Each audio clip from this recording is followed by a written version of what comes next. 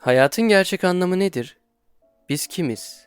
Hangi karanlıklar bizi gizli korkularımızla yüzleşmeye çağırıyor? Her birimiz görünmeyen sınırlarla kuşatılmış, kendi iç dünyamızda yanıtını aradığımız sorularla yaşarız.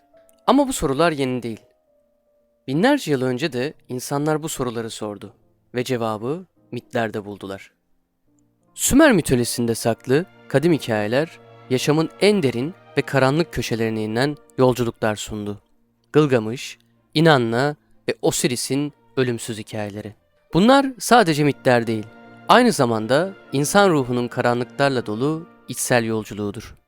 Gılgamış, gücün ve kudretin simgesi olan bu yarı tanrı kral, bir gün en büyük korkusuyla karşılaştı. Ölüm. Enkidu'nun ani ölümü, Gılgamış'ın içinde derin bir boşluk bıraktı. O anda anladı ki, en güçlü bile olsanız, ölüm sizden daha güçlüydü. Ama Gılgamış pes etmedi. Hayatın sonsuz anlamını ve ölümsüzlüğü bulmak için yola çıktı. Peki bu yolculuk nereye götürdü onu? Her birimiz Gılgamış'ın peşinden gitsek aynı sonla mı karşılaşırız? Ölümsüzlük.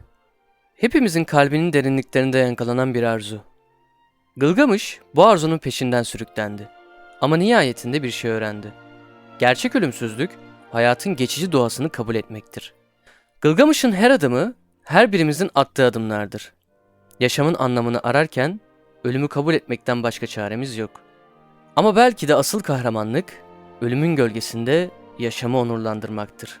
İnanla. Aşkın ve bereketin tanrıçası ama aynı zamanda ölümün soğuk yüzüyle karşılaşmaya cesaret eden bir savaşçı.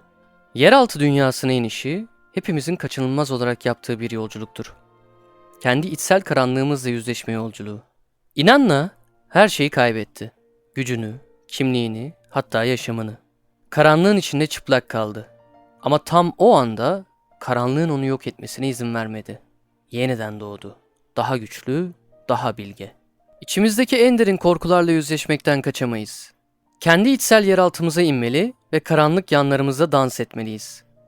Bu karanlıkta boğulmak yerine o karanlıktan yeni bir kimlik doğabilir. Tıpkı İnanna gibi biz de karanlıktan güçle çıkabiliriz. Ama bu güç ancak karanlığı kabul ettiğimizde ortaya çıkar. Osiris, Mısır'ın güçlü tanrısı, yaşamın döngüselliğini simgeler. Parçalandı, öldü ama yeniden doğdu. Onun parçalanışı bizlerin hayatında yaşadığımız o kırılma anlarını temsil eder. Hayatımızda hep bir an gelir. Kırılırız, dağılırız, tüm umutlarımızın tükenmiş olduğunu hissederiz. Ama işte tam o an yeni bir şey başlar. Parçalanan yerlerimiz yeniden bir araya gelir. Daha güçlü, daha dayanıklı. Osiris'in hikayesi her kaybın ardından yeni bir doğuşun mümkün olduğunu hatırlatır. Yaşam bir düz çizgi değil. Her seferinde en karanlık noktalarda biter gibi görünse de bu bitişler aslında yeniden başlangıçların doğum noktasıdır. Kendi hayatlarımızda kaç kez öldük, kaç kez yeniden doğduk. Osiris'in dirilişi bize hayatın sonunun olmadığını, her sonun bir başlangıç olduğunu hatırlatır. Her şey bittiğinde bile bir umut vardır. Kahramanın yolculuğu. Bu sadece mitlerin içinde saklanan bir hikaye değil, İnsan ruhunun en derinlerinde yankılanan ezeli bir çağrıdır. Hepimiz bir gün kaderin bizi karanlık bir uçuruma sürüklediği bir anla karşılaşırız. O an karanlık tüm varlığımızı sarar ve biz orada yalnız, güçsüz ve kaybolmuş hissederiz. Joseph Campbell'ın da söylediği gibi bu yolculuk herkesin başından geçen bir içsel savaştır. Karanlıkta dans ettiğimiz, ona karşı koymaya çalıştığımız bir süreçtir. Ama en umutsuz anlarda bile gerçek kahramanlık, cesareti bulmak ve bu karanlıktan doğan yeni bir benliğe adım atmaktır. İşte bu yüzden Gılgamış'ın ölümsüzlük arayışı, Osiris'in yeniden dirilişi, Thor'un dünyayı sarsan mücadelesi. Bunlar sadece antik çağların masalları değildir. Bu kahramanlar aslında her birimizin hayatını simgeler. Gılgamış'ın korkusuzca ölüme meydan okuması, bizim de kaçamadığımız sonla yüzleşme cesaretimizi yansıtır. Osiris'in parçalanıp yeniden doğması, bizlerin hayat boyunca tekrar tekrar kırıldığımız ama her seferinde daha güçlü bir şekilde yeniden ayağa kalktığımız anların simgesidir. Thor'un kaosla verdiği savaş, bizim de hayatın kaosuyla verdiğimiz bitmeyen mücadelemizdir.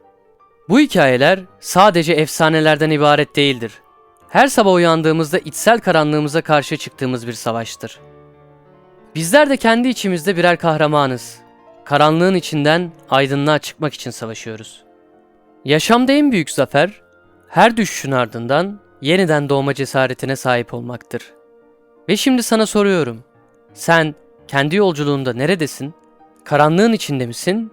Yoksa ışığa çıkmaya hazır mısın?